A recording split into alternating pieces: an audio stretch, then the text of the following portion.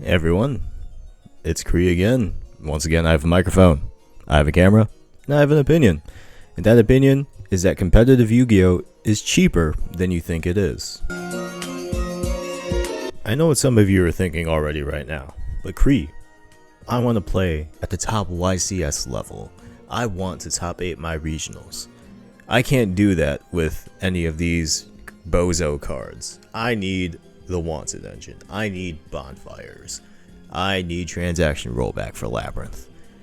As we said in the last video, you don't really need any of that stuff in those decks to play the game.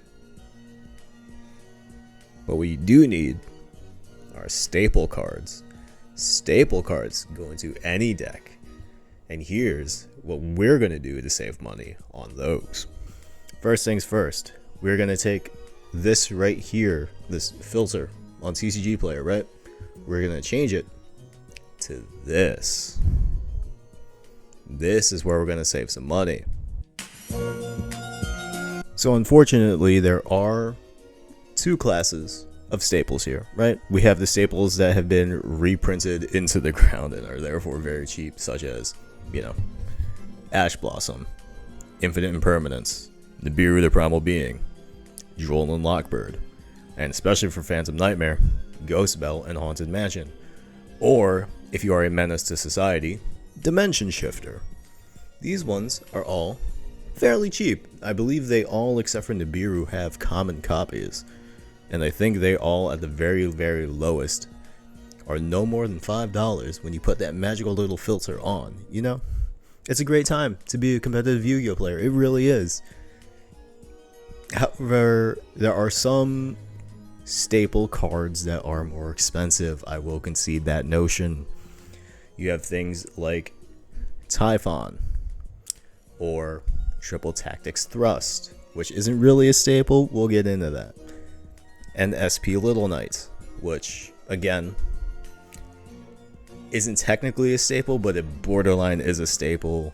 It will hinder your decks if you do not have SP Little Knight. Oh, and let's not forget, Cashier Fenrir. This thing was a staple 3 of in a lot of decks, but it's a 50-50 take if you're going to play it in a deck or if you're not going to play it in a deck. But that brings us to our next point in saving money in competitive Yu-Gi-Oh! That's right. We're gonna test before we invest our money, because this is a different kind of investment that we're gonna do. See, the beauty of the internet and being online is that we have an access to a wide variety of simulators. We have Dueling Book, Edo Pro, Yugioh Omega, and then good old-fashioned remote duel proxies if you have a community for that. But for most of you, it's going to be the first 3 that I mentioned. So the reason a lot of people are going to be able to do this is because you get to use cards early that haven't released yet. We use these quite often to get a good feel for a deck, to decide whether or not I want to shell out the $100 or hundreds of dollars for that deck or for those specific cards. So that's why there are certain staples that aren't technically staples. They're not going to fit into every deck. They might not even fit into a deck that you're ever going to play, which is why we kind of do what we got to do. And what I personally do to escape being, hindered by my own budget as a player. One of my favorite things to do is when a card rotates out of a format and it falls down in price. That's when I like to come in and pick them up, just in case in a future format they become viable. One thing I'm going to recommend everybody who is a budget player or not watching this video today have themselves is a staple book, or in my case, staple books. So this right here, it may look like a Pokemon binder, but it is indeed a Yu-Gi-Oh binder. In this Yu-Gi-Oh binder are my staple monster cards. Shoutouts to Omar for the binder. So, we know Magician's Souls is not a staple card. However, it can be played in a multitude of decks, which is why it is, in my opinion, considered to be a staple. Now, this is not a card that I picked up because I had a deck that needed Magician's Souls. This is a card that I waited for it to drop down to a price that was more reasonable to my budget at the time to pick up. I managed to scoop these guys up at like, I don't know, 20s because they were on a downward trend in the meta. Not a lot of people were playing them. Now they've spiked. Look at that. I've saved money because I invested my time into deciding, hey, I'm not playing a deck that needs these right now. I don't need to pick them up. And then I saw them drop down to a point where I was like, okay, I already have a bunch of my other staples. I have some leftover money in my monthly Yu-Gi-Oh budget. I may as well splurge because there's nothing else I really need on the horizon right now. There's reprints coming down the block. There's new sets coming out. However, I don't need anything from that new set to play or to enhance the deck that I already have. Therefore, I will pick up Magician Souls in the event that another deck comes out that can use Magician Souls. I could play it in, and I have them. And I didn't have to spend an extortionate amount of money to play. So, let's say I've already built the deck that I want to play this format, and then I look over at the OCG, and I see what's being played over there. I'll give you guys a very real example of this. Before Age of Overlord, I was playing Chimera. I was having a good time with it. I didn't exactly get my regional invite because of who I am as a player at this game, which is, I guess, average at best is where I will plateau myself. If we're being honest here, it's probably slightly below that because I just love table 500 decks, but that's besides the point. Okay. At the time, during the Duelist Nexus format, Chimera was a relatively competitive deck. I had a good time playing it. However, I saw on the horizon was Age of Overlord, and in Age of Overlord there was the Wanted package. There was also the Horos package, and these packages were not going to be cheap.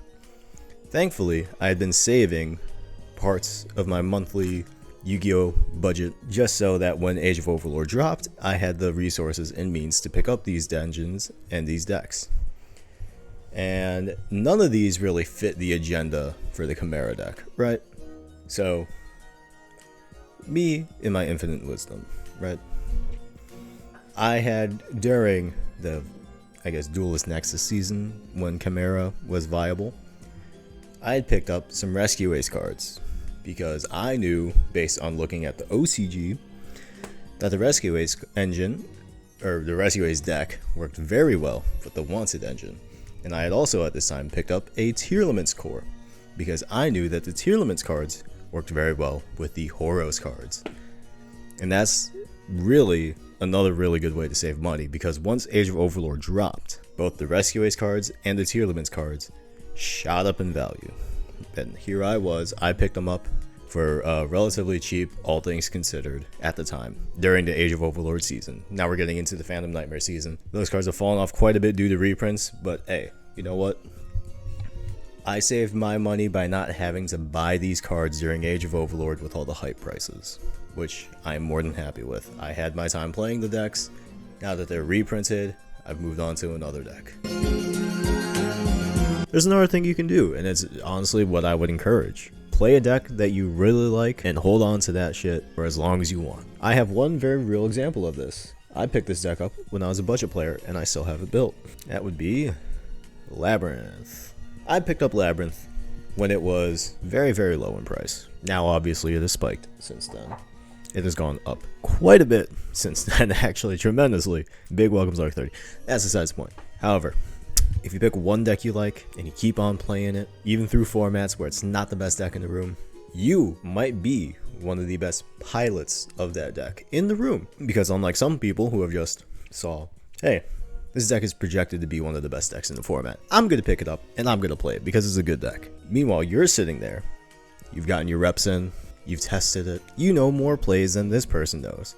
You know more intricate pieces of this deck and intricate combinations of cards in this deck than that person knows, just because of your experience, and you also know how the deck plays into certain matchups. And that's kind of the beauty of the game. You can really play whatever deck you want as long as it's viable. And if you know what you're doing, you are going to win games, and that is really going to save you a lot of money in the long run. Buy cards when they are cheap. Get cheap copies of cards. You don't need QCRs, you don't need secret rares. Commons do the exact same thing. Test decks online or with proxies before you decide to invest your hard-earned money into these shiny pieces of cardboard or not shiny pieces of cardboard. If you can't afford a staple at first, Wait until it's no longer considered a stable card in the format to pick it up. Look at what's going on in the OCG. Road to the King, plug, is a very good way to look at what's happening in the OCG, what's placing very highly in the OCG, what their builds are looking like. This way you can get cards on the down low because they get their cards a lot sooner than we get those same cards here. So you're gonna know where to put your money if there's a deck coming out that interests you. You just play a deck you like. You know, you don't have to hop from deck to deck to deck. If there's a deck that fits your niche, makes your brain, release dopamine and serotonin, just play that shit. Play that shit, learn it, take it to an event, have a good time. Because in reality, that's what the game is supposed to be. It's supposed to be a good time. You're supposed to have fun while you're playing it with your friends and with other people who just love the game. This has been Kree. This has been my thoughts on why competitive Yu-Gi-Oh! Can be a lot cheaper than you think it is. And I'll see you next time.